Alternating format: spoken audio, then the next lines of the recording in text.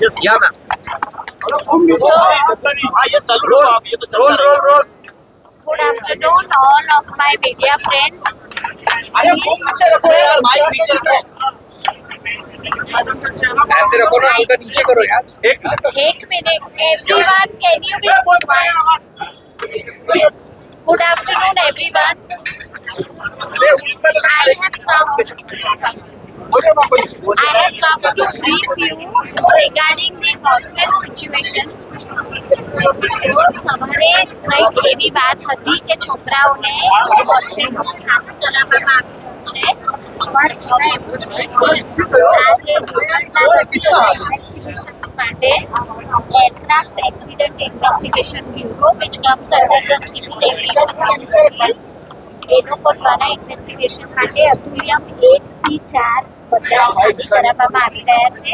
નુકસાન હોય કે ના હોય, इससे ज्यादा लाउडली मैं नहीं बोल पाऊंगी. Okay, ma'am. So I just want to tell you that we have taken care of all the residents accommodation and it is like this. Atulyam 1 में हमारे 33 रेजिडेंट टूरिस्ट अकोमोडेशन था. उनमें से हमने 10 को A wing post graduation hostel, 10 को D wing post graduate hostel और 13 को B wing post graduate hostel में एकोमोडेशन दिया है.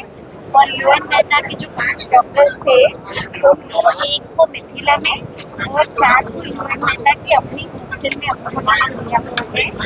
इसके अलावा अतुल्यम में જે જીસીઆરઆઈના અંડરમાં છે અને અતુલ્યમ 3 એ પણ ગુજરાત કેન્સર રિસર્ચ ઇન્સ્ટિટ્યૂટના અંડરમાં છે. એ લોકોના 100 ડોક્ટર્સને ત્યાં એકોમોડેશન કર્યું. એ 100 ડોક્ટર્સને પણ એન્ડ્રાફ્ટ ઓથોરિટીએ ખાલી કરાવ્યું છે. તો એમાંથી 48 જણાને હવે ત્યાં આગળ જૂની જીસીઆરઆઈની બિલ્ડિંગમાં એકોમોડેશન આપ્યું છે સ્પેશિયલ રૂમ્સના લઈને. અને બાકીના જે છે એ લોકોને લાયન્સ કરીને સિવિલને અડીને જ ત્યાં અમારે પહેલાં પણ સ્ટુડન્ટ્સ રાખ્યા હતા. ત્યાં અમે લોકોએ 1 વર્ષ માટે 50 રૂમ ભાડે લઈ લીધું છે અને રેસિડેન્ટ ડોક્ટર્સને ત્યાં આપી દીધું છે. એટલે આ મોમેન્ટે એમાં એક પણ રેસિડેન્ટ ડોક્ટર નથી કે જે લોકોને રૂમની વ્યવસ્થા ના હોય. હા, એવું બની શકે કે કદાચ એમને શિફ્ટ કરવાનું બાકી.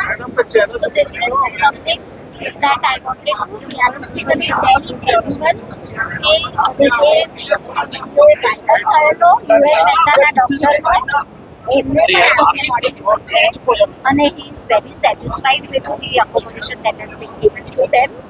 So this is the message that I wanted to bring. Thank you all. Ma'am, how many foreigners have